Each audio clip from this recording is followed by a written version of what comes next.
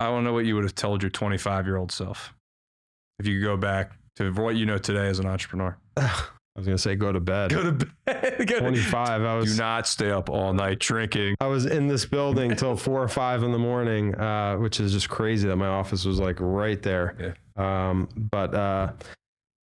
Yeah, I mean, honestly, I think networking is just incredibly valuable. Just putting yourself out there. I've never done a podcast as I produced them, but never been on this side of it. And I did this, got out of my comfort zone because of my friendship with Brian, but also feel like it's important to put yourself out there, man, and just like get your company out there. All right. So today on the New How podcast, we have Joe DeCandido. Joe is a versatile and accomplished entrepreneur with a wide skill set. Joe's been involved in businesses in the hospitality, events, marketing, and currently today is the co-founder of Kamelot Productions, which is another marketing company around video and entertainment and helping people showcase off amazing products and services that they offer to the world. And that's really cool. Joe, and again, I'll go get into it, but if I mention the word Mad River Manayunk and Joe DeCandido, they sometimes go hand in hand. For those of you that know that building here in Philadelphia, Joe was a managing partner of Mad River back in the day. That's correct. So Joe, welcome to the show. Thank you so much for having me. This is exciting. Yep. So before we get to Mad River and everything you're doing today up through Camelot, I want to understand you as a human and an entrepreneur and where did it all start for you getting into the business realm in general? Well, I'll start first by saying thank you for having me. I've known Brian a long time, and this is long overdue. I'll say this invite. No, I'm just kidding. No. Yeah, I couldn't get you on season 1. I had to get you on season 2. You've been building up to this one, I know. No, it all honestly started. I had a knack for getting people together. So my first business was I was a promoter. I used to get people to bars and events and that's where it all started. My first company was called Philly Hot List. Philly Hot List. People my age in Philadelphia remember Philly Hot List. It was. If anyone was on the Philly Hot List, I want you to reach out and comment on this episode. Say I was on the Philly Hot List. Please do. Yeah. So it started there. Did that for a couple of years, and yeah, that was really where I started. I mean, I had businesses back in college where I had a landscaping business. I've always kind of had a knack for being a self-starter. Mm-hmm. So yeah, that's where it began. Nice. And then so Philly Hot List, you started that, and explain that. It was like you were promoting just businesses and other opportunities in nightlife or entertainment in the city? Yeah. So coming out of college, I was a business management and leadership studies, major and minor. So it's like different than finance, accounting, where you kind of know, I'm going to work for Fidelity Investments. I'm going to work for one of the big 4 accounting firms. Coming out with business management, I'm like, what am I doing in my life? Right. Mm-hmm. So I got into sales and I thought that was a good start. Worked for a couple magazines, actually, one in Eastchester, New York started. And then I moved to Philly and worked for another magazine. And while I was working for that magazine, the best part about it was located at 1429 Walnut Street. It was a great location. And I would epicenter, right? Yeah, I would just walk around the city, during lunch and after work. Lived in the city, and yeah, I had a lot of people, a lot of friends in the area. So I started throwing parties, just like I got people together, and I did it at what is now Raven Lounge, which was La Hexagon back then, and then Q. They rebranded. I like the word La Hexagon. La Hexagon, yeah. But it was a block away from where I worked. I befriended the ownership group there, and yeah, just got some people there, and I had like 50 people, and for that place, 50 people was a lot. So they were like, man, if you did this again, like we would give you the door. And I'm like, really? So I started doing that on the side, and, this little measly magazine I was working for, I started making more money on the side than the full-time gig. And I was like, this could be fun. So started the company, started the LLC, and, went and worked with all different bars, restaurants, in nightlife, but also work with liquor and beer companies on product launches and staffing of models and all that kind of stuff. So that was my start. Did that for 2 years. Really cool. And what year roughly was that? Like 2005. Okay. Yeah, 2005 to 2007. Okay. And what led you? So 2005, 2007 comes along. How do you get to Mad River? How to talk about that opportunity? That was, again, as an entrepreneur, there's opportunities. There's constantly stuff around you that comes to you. Some opportunities, good, bad, in the middle, you're not sure. But like, talk about that moment that opportunity came and what you did with it.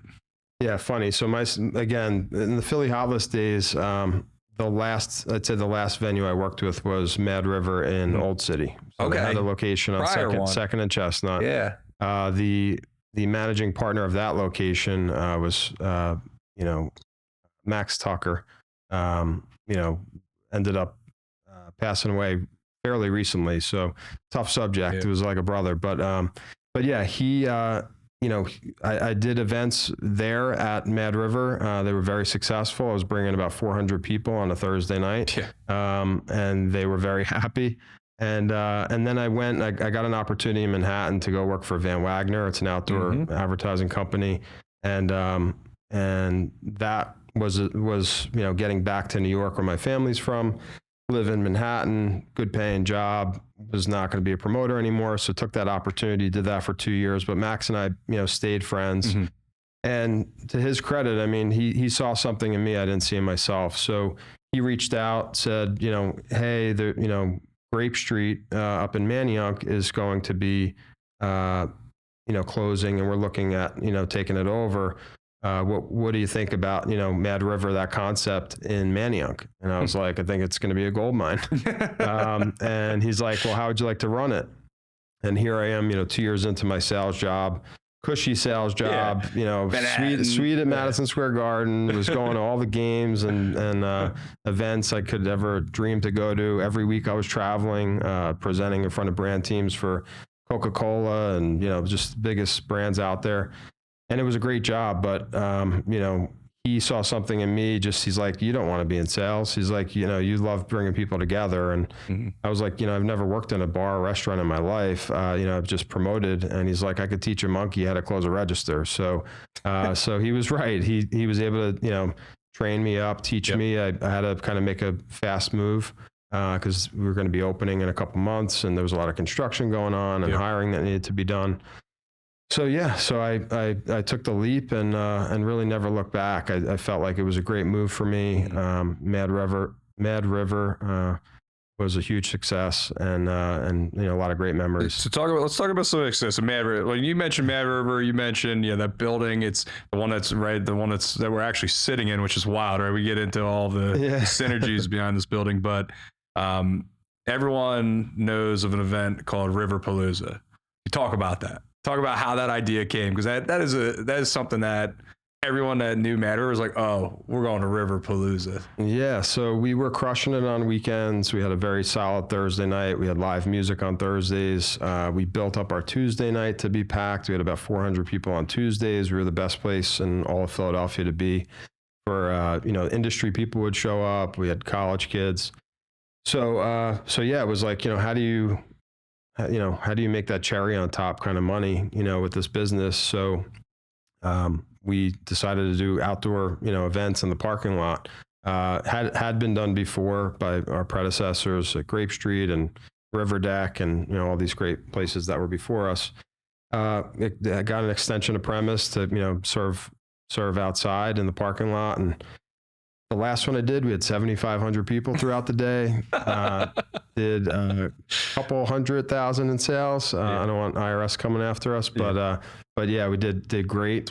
Did great money, and it was again it was an incredible experience. I had a staff of 70 people, with bartenders and security and the whole nine, and just all different types of people. It put my management degree to the test. It was great. Really enjoyed that experience, and it was all about the people. That was like all about the right hires, putting the right people behind the bar, the right security.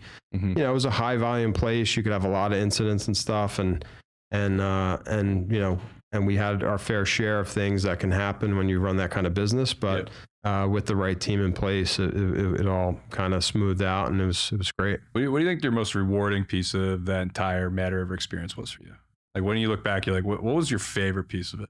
Yeah, the Paloozas were like, you would look into the crowd and you'd just be like, these people are literally having the time of their lives. It was like, and I had a piece of this, I created the logo. It was like, that was part of my, like, and we'll get into, I'm sure, my next step in life, but it was, my step into the creative kind of process of branding and it was great. I've seen some of those pictures of the crowd, and it literally is like reminds me of a mini Woodstock. Like you see the faces of these people, and you're like, that looks like Woodstock ¡99. And it's like, wait, that's in many. Minus the fires, minus the fires and the burnings of the buildings and the cars. I was like, but it just, you could see the pageant, like you see the band. It was unreal. It was a thank you. It was a one of a kind event in this region. Screw Philadelphia, just in the greater Philadelphia region. So everyone remembers it. Everyone knows them. So.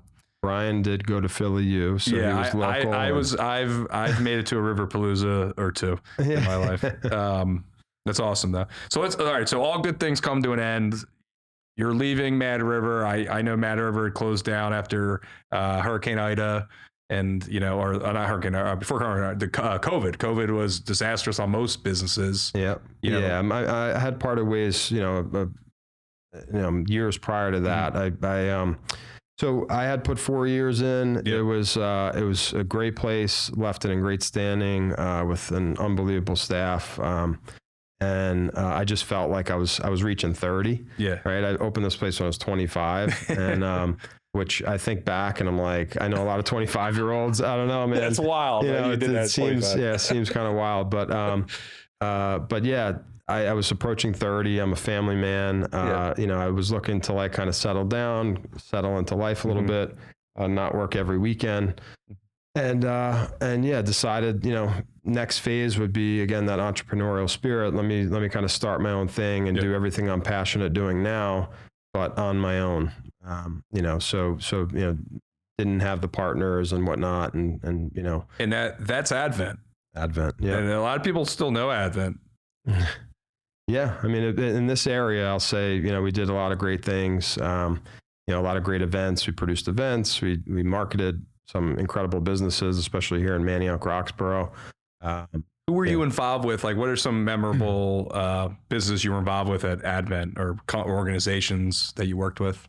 Yeah, I mean, we probably worked with a dozen restaurants and shops and stuff on Main Street. But we worked with Roxborough Memorial Hospital. We were running their social media for a bit. We worked with, any business you could think of, from a UPS store to a car wash to, you name it. We were helping market, small to mid-sized businesses. Yep. Talk about the events you threw at Advent, because obviously you kept, River Palooza was an event based at that business, but like, you did marketing for the business. Like, what events were you doing around the city? Yeah, so it was interesting. It was, leaving the success of Mad River and feeling like, of course I had this team around me and I had this machine that we created together, and marketing machine. I mean, you couldn't use the restroom without seeing the events that were coming up. And, as soon as 11 o'clock hit and all the Philly games were over, I mean, all of our screens were, flyers and things. We were exit flyering and selling tickets to events, in advance at the bar. So it was a machine, and that's, I had the bartenders selling tickets. I mean, everything.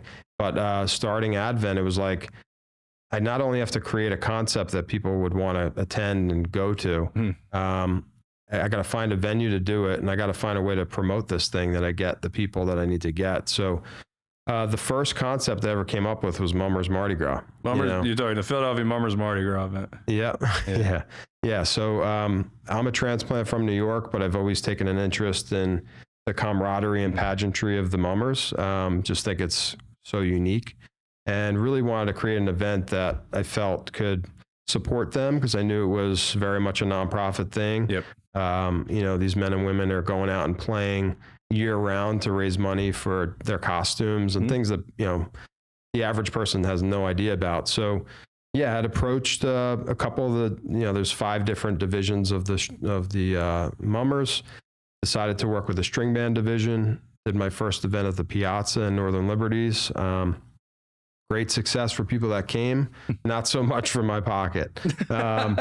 Basically, everyone, the sun, it was beautiful out. The sun was like shining. I remember setting up, and I had all my old Mad River bartenders and stuff, like, there to serve drinks and whatnot, and everyone's set up, and everyone's like, Joe, you really lucked out. This is like the best day you could have hoped for. Because again, we're doing this in Mardi Gras time. It's like end of February, early March every year. And yeah, I mean, people were filing in. It was beautiful. I was like, man, this is going to be great.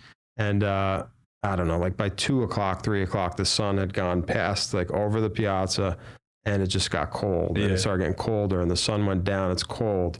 And, my money really was in the booze, so unfortunately, everyone was just filing into the bars and restaurants around the piazza and not really drinking, at our event. So lost 25 grand. It was a big lesson learned, but again, it was a trip up, and it was something that, I was able to rethink, and it became what it became, which, we ended up bringing it to Manayunk. We did a big parade in Manayunk that was very successful. We had about 20,000 people coming out for that. We did it year after year here. We had Jason Kelsey after the Super Bowl win and his speech. We had Jason Kelsey in the full Mummers costume playing with the string band. It was the only time he ever did that. And it was an absolutely unbelievable day, in Manayunk. I feel like we got to bring that back. Maybe we'll work on that together. Yeah. Okay. Awesome. So look, again, right, just as an entrepreneur, experience after experience, Advent, you end it, you move, you find an opportunity. Talk about that time a little bit, Advent, bringing it to an end, and then getting into your current venture. So prior to ending it, because it went on for about 11 years, one of my great friends, Arthur Cade, he and I both took a leap around the same time. So when I left, I met him in my Mad River days. He has an interesting story. He started as a financial advisor, did very well, and then he really wanted to get into the celebrity interview game, which he was trying to do in Philadelphia. He would go and interview anyone. That was any celebrity that was coming through the city. He was if it was a book tour, if it was, JWoww at Mad River, he was like coming to interview. And he ended up moving to Manhattan to pursue his dream at the time when I left Mad River to pursue mine, which was, my own business and my own events and marketing company. And we were just always very supportive of each other. And he had reached out to me and said that, a producing friend of his was interested in, him and her were interested in doing a show, a long form interview show, because everything that he had been doing up until that point was short form content. It was all, getting sound bites on red carpets and whatnot. He's interviewed everyone under the sun you could ever imagine.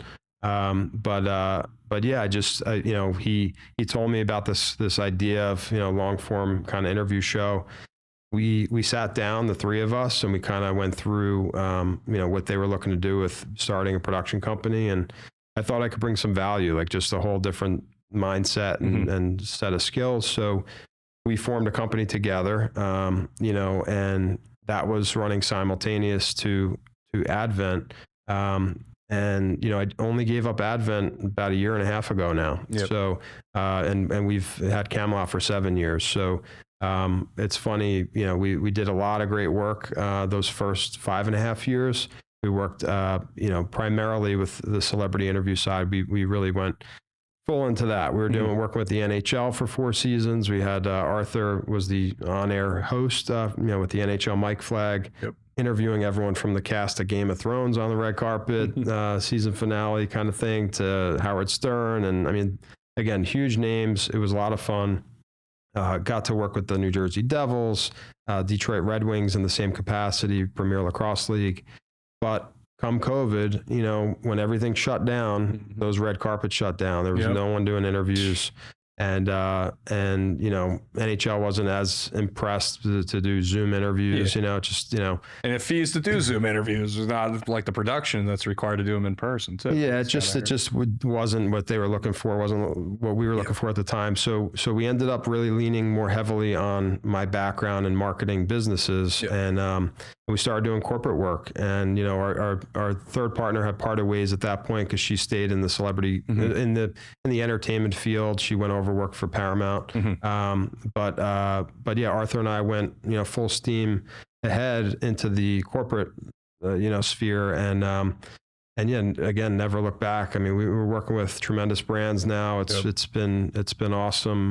We just had a shoot last week with Coca-Cola. We're working with Toll Brothers and Edge Fitness yesterday. Like, just really great clients that really appreciate what we're doing. We're full service, so we're doing everything from your standard, sit down interviews, docu-style stuff, to something that we specialize in, which is first person view drone. It's something that has kind of changed the game for us. We specialize in When I saw the first one that you guys did, you sent me like, Brian, check these out. I saw it, I'm like, I'm going to get motion sickness. But then I watched it and I was like, oh, these are freaking cool. Yeah, it's super innovative, immersive. It's like, and I come from the real estate side, right? Where we're not only is my company doing renderings of things that don't exist, right? Or I have clients that are coming in to do like still photography after the fact to list houses.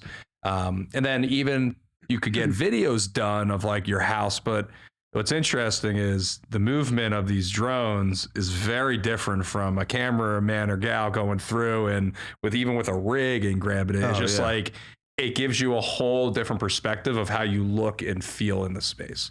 It's a different emotion it hits. It's hard to tell. The only thing to compare it to is like a bird. I mean, strap a GoPro on a bird and you're flying through. And it's cool because prior to this technology, Matterport, right? Like people would just sit there and click through a property to feel like they're getting 360 views of things. And I still find that to be helpful at times. I don't really sell against it, but I do feel like what we do is, people want to hit play, like I personally don't want to click through a property. I'd like to hit play. So I hit play, and in a minute, 2 minutes, I see the whole property with the magic of editing. I don't have to necessarily fly.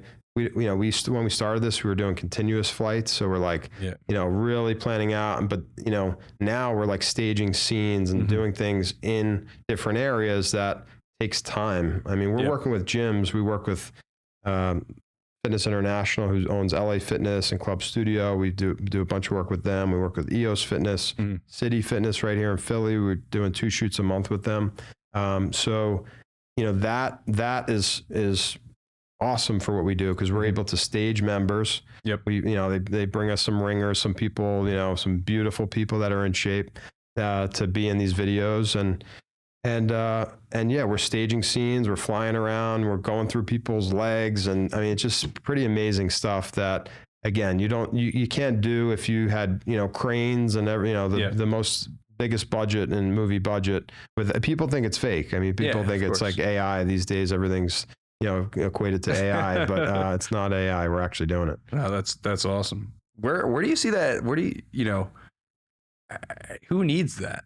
Who needs, like, is it like you're talking about gyms, you're talking about tours? No, it's incredible. I mean, real estate, obviously, people just think of that. They see the house tours and they see, it used in that capacity. But what we've found is, I mean, we're using it in like every industry. Like we're touring warehouses. We're doing a lot of corporate day in the life stuff now. So, some of our clients like Bausch and Lomb or Johnson Controls, we're going in their offices, Canon, going in their offices, and we're filming like a day in the life. We're the production happening, or we're flying around. We're staging scenes of people working. And like it's helpful for recruiting. It's helpful for just culture. It's helpful just if you want to show off your office space. So if I want to, at Design Buzz, right, I want to go hire people. Like this would be a great thing to do from a cultural standpoint, like showing. Absolutely. I mean, you're recruiting the next great, animator or designer.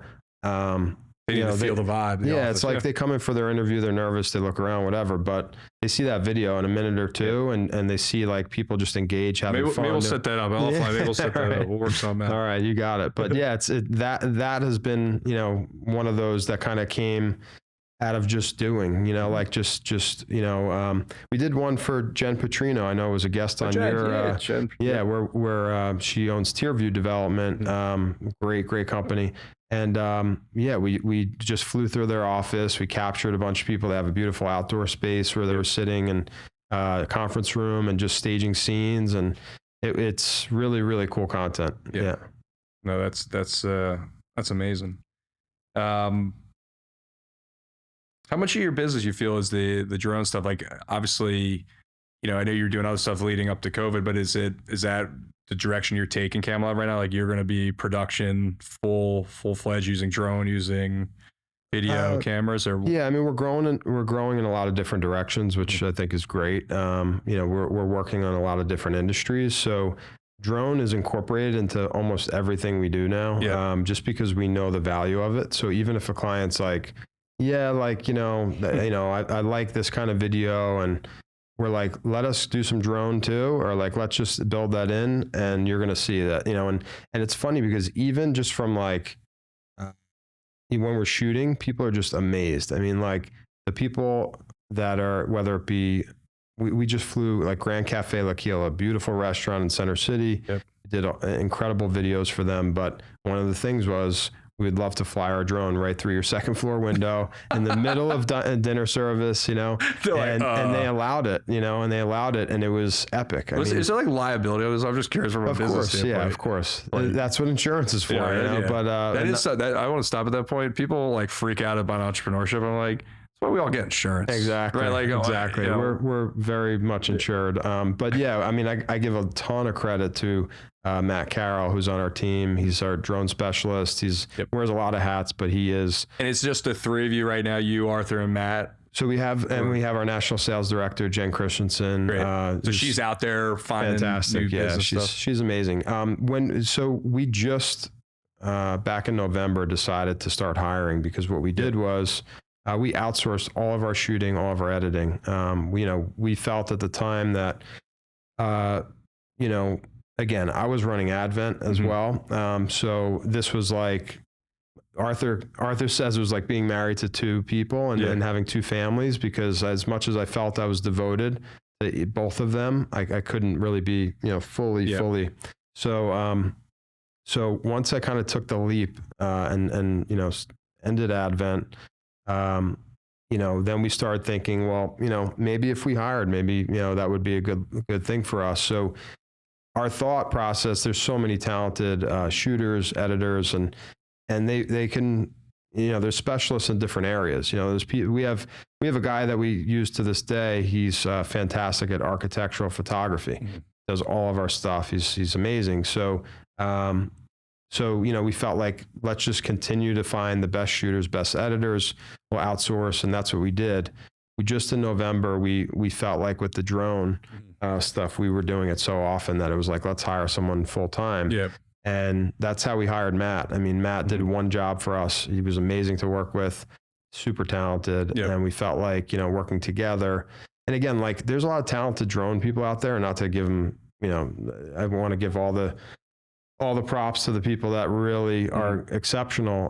But I would say the differentiator with us as a company, production company, is that, we are on site and we direct and we produce. We are staging scenes. We are working with the client to understand what is the goal of this video. Like, it's not just a bird's eye view flying around. Correct. It's like, what impact does this video have to make on your business, or and that's, again, I think our biggest differentiator, because not a lot of people, but people do FPV drone. You can hire talented people. And again, I don't sell against people. It's like, you work with us. Like I know, I tell them what they could expect, and we always over deliver. But yeah, I think like my partner, Arthur, I call him the bull. I mean, this guy, because he worked those red carpets for a dozen years and had to get microphones to people and get the publicist. Mic up Howard Stern, right? Like, you need Stern and the publicist to come over and talk to you. And again, for like the NHL, people didn't want to talk hockey. So it was like, he had some skills, but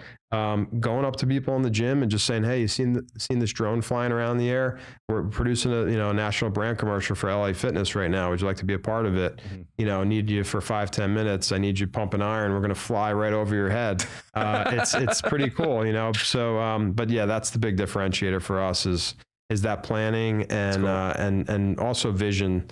To do things on site. It's fun. Yeah. It is so fun. Talk about because going national is, that's something that I feel like a lot of people talk about, but like, talk about the logistics of finding a client in Detroit versus being in Philly here. Like, how did you guys shift mentally, and what did you do tactically to start doing that?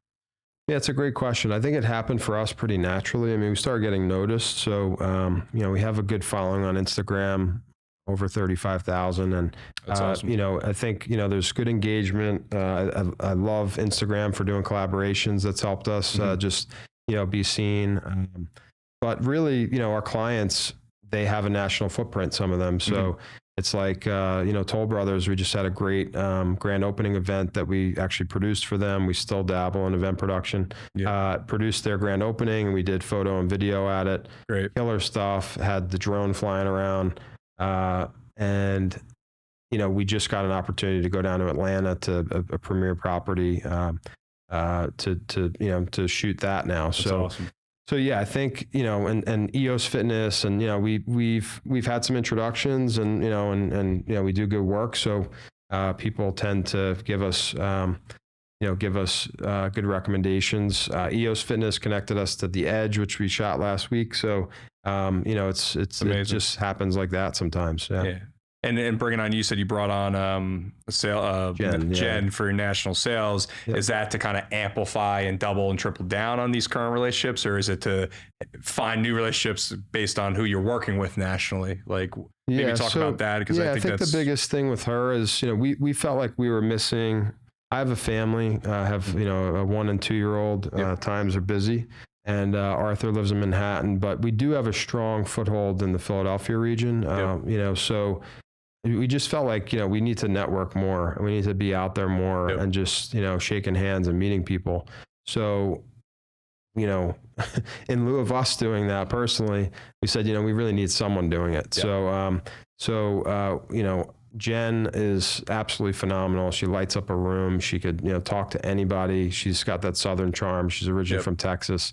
So she has been, what we call the tip of the sphere. I mean, she is the person that people are meeting at, networking events now, chamber events. We're members of, I think, 5 chambers now. So we're, a great opportunity for us is we're producing the content for the chambers as well. So we're actually, at the events with 200 people, flying the drones around, interviewing people. You're like, I want to do that. Yeah, exactly. So it's been great, yeah. So I think that's cool. Been the, one of the biggest things with her, and just someone that just, we're doing a lot, like I was telling you prior to this, I'm doing casting for a shoot down in Hollywood, Florida all day yesterday, for a lifestyle shoot for an apartment complex. And, she's out there at networking events, and she's organizing our HubSpot, cool. It's been helpful. Yeah. So let's dive into technology and measures. So you mentioned HubSpot. HubSpot's a CRM, so host website. We personally use HubSpot too for our CRM. And HubSpot is not affiliated with this podcast. Just tactically, we'll take the sponsorships. If you guys are willing. Right. But I have a question. Like, one of the things in business, it's like, how do you monitor your business? How do you know if you're doing right? Like, obviously, anyone can open up their QuickBooks or Sage Accounting and like, oh, look at my P&L, right? That's always a piece of it. But like, in every business that I'm involved with, like, you find metrics that you monitor that really is what drives the P&L. Is there any metrics that you and Arthur have now that you're going nationally and looking for stuff like that you look at on a weekly or monthly basis that's helping you know whether you have clients coming, or just anything around, like, how do you do metrics on a FPV drone company? Like, I'm curious on that. Yeah. So, I mean, I think, we have our organization, but I think bringing Jen honestly in has been helpful. We wear so many hats that sometimes we get bogged down in the trivial stuff. So, HubSpot is actually new for us. It's something that we're diving right into. I have my interns inputting all our contacts as we speak. So, and as you know, I reached out to you because I know you are my tech friend. You are a successful entrepreneur in your own right. And I felt like it would be valuable to get your input. And I got back to you, but I got back to you not as quickly as I should have, but you're like, I'm like, we use HubSpot. Check it out. You're like, and you sent me a screenshot of HubSpot. I was on it right then, inputting contacts. But yeah, as far as metrics go, I mean, a big part of what as I've kind of, again, went full time into Camelot, is we've been looking to secure more content retainers and more of that steady income, right? So we're in a very project-based business. So we have, our ways of outreach and ways that we're you know, targeting different people that we've you know, whether it be former prospects or, you know, current clients, past clients, where we're getting our new work out there, and we're you know, trying to get them re-engaged. But yeah, I think you know, I think that's pretty much how, you know, we're moving about the metric side. That's great. That's awesome. Get to 35,000 Instagram followers. I didn't look at your Instagram prior to this, but 35,000 followers. Like, talk about, like, how are you getting that? How are you building that presence? Yeah, so I give a lot of credit. We had started a podcast during COVID.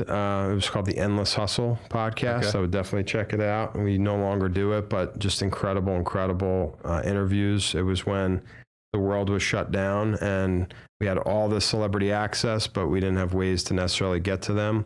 So we'd reach out to publicists. We partnered with brobible.com and they were, you know, our media partner.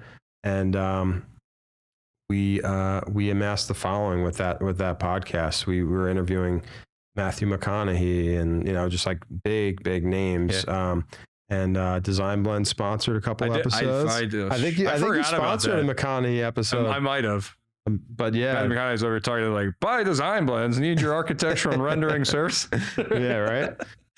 But yeah, so you know, that honestly catapulted our following. And you know, Bro Bibles was a great media partner and they have a massive following. So that helped us. But yeah, I mean, you know, and I'm no social media expert, and they tell you even with hashtags now that it could hurt you, your following actually seeing it, because half of it's going to your viewers are going to the hashtags you put, and half are going to your followers. So half your followers may not be seeing your content. I hate this game, honestly. It's crazy. It's a moving ball that's ever changing.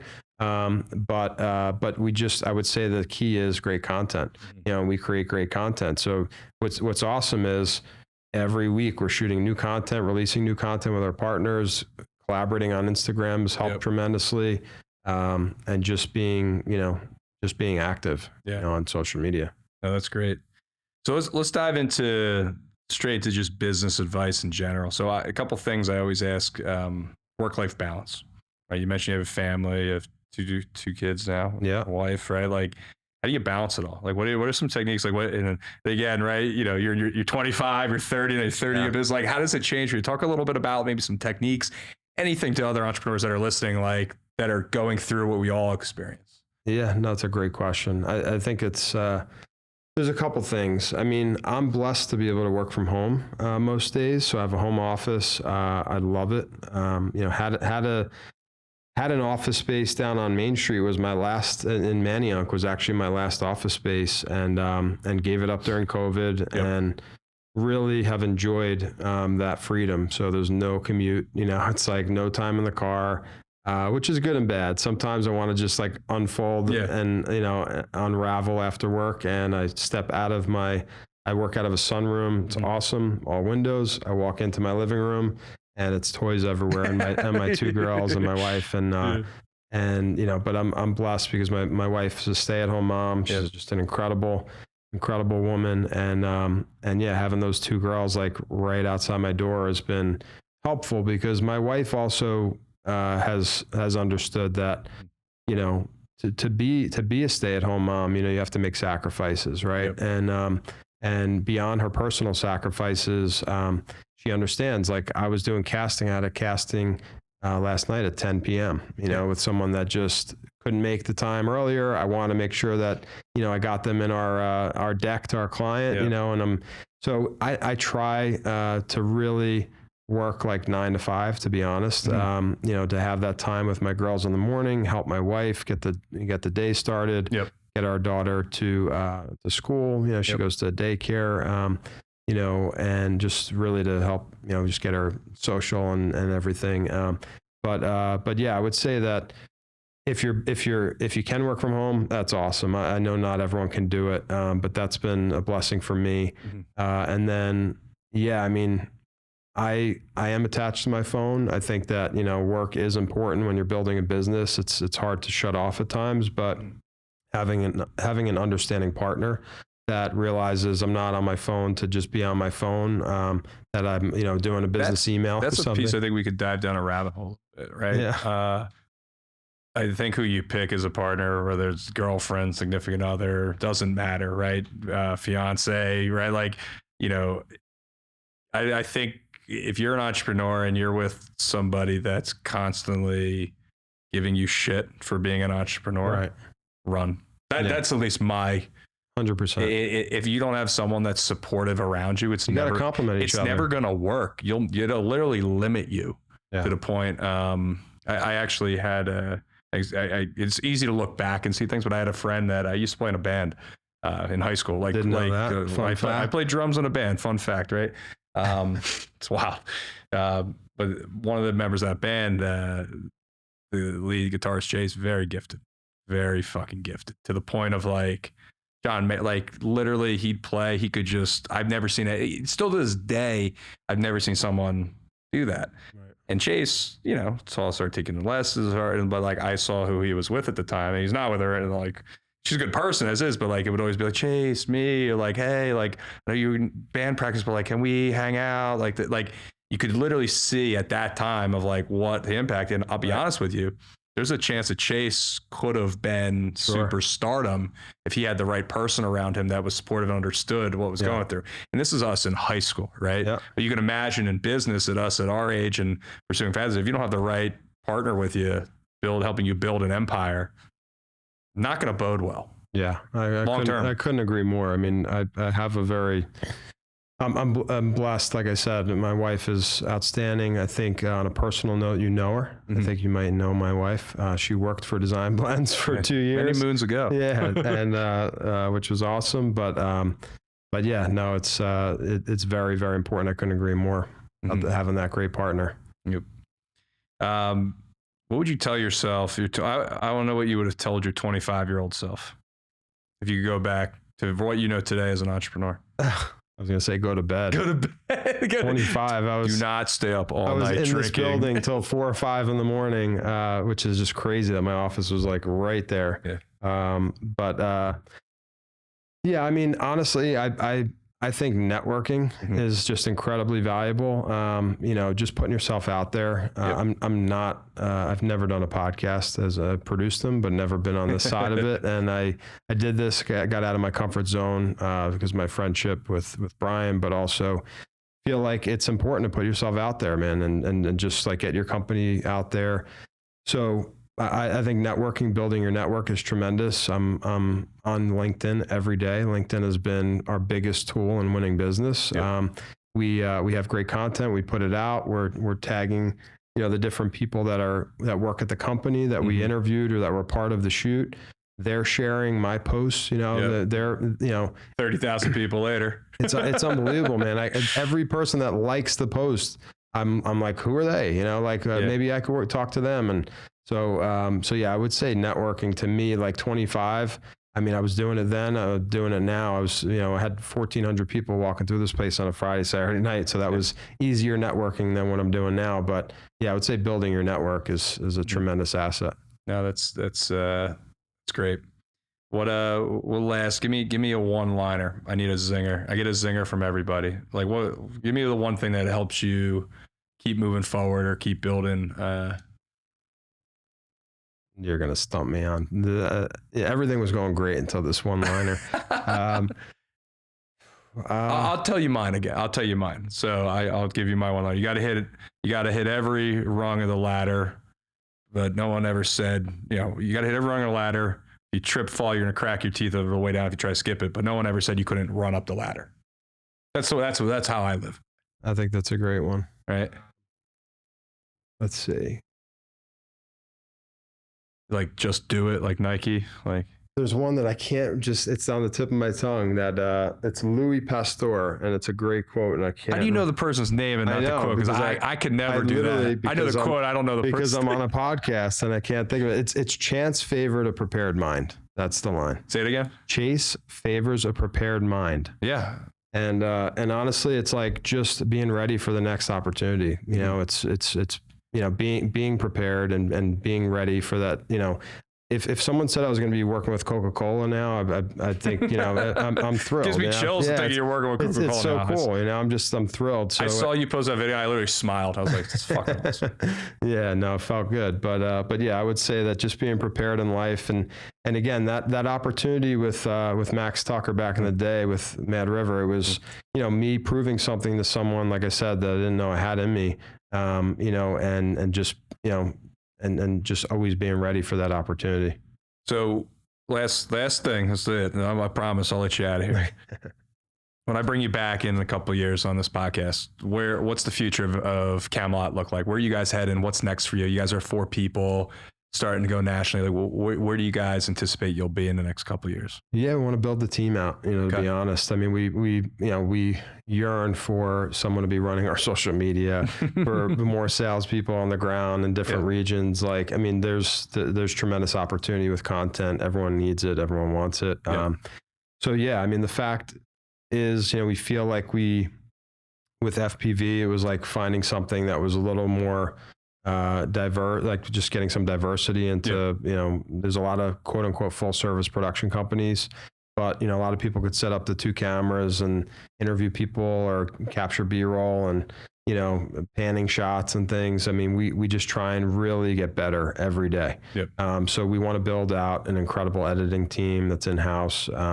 We have people that we're talking to now to do that. We're looking in Q3 to hire another cameraman, nice. Camera operator to be full-time with us. So yeah, I'd say FPV2.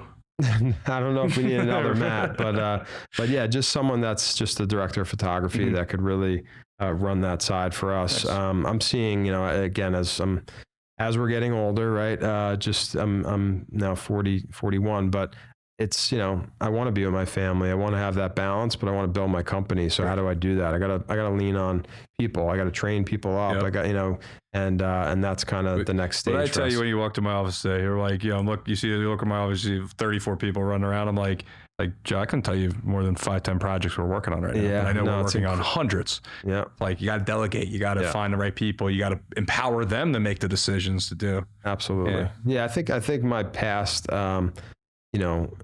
my career, I wouldn't change it for the world, but I think that I've been a part of like everything, right? So producing the events, coming up with the ideas, creating the branding and all the marketing collateral, been a part of it all. And I enjoyed it. It's taught me a lot.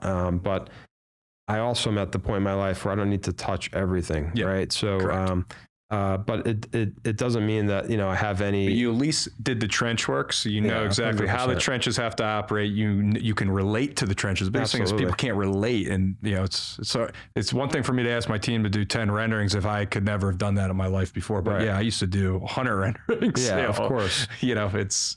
I couldn't agree more. So I've put the time in, and definitely excited to build the team. All right. Well, when I have you back here in 24 months, we will have a conversation. I want to hear about the team. I'm excited for your growth. I'm excited to see the cool shit you guys keep making. Yeah, keep posting it. Keep tagging everyone on LinkedIn. I see every time you post it, but keep going out there. If you guys need production work, you guys think you need to elevate your business the way you sell, for your culture, for your people, for those that you're looking to work with, Joe, how can they find you? I love pushing our Instagram. It's a great place that you see just all of our content. So if you just went to @Kamelot Productions, @Kamelot Productions, it's just Camelot with a K though. Camelot with a K. All right. That's awesome. Yeah. Camelot Productions, and then Joe DeCandido on LinkedIn. He will, if you like his LinkedIn, he will come find you. I will come find you. I'm hunting you down. Me or Jen. That's good. Awesome, Joe. Thanks for being on the show today. Looking forward. Appreciate the value you brought to listeners, and looking forward to continuing to watch your journey. Yeah. Thanks so much, Brian. Cool.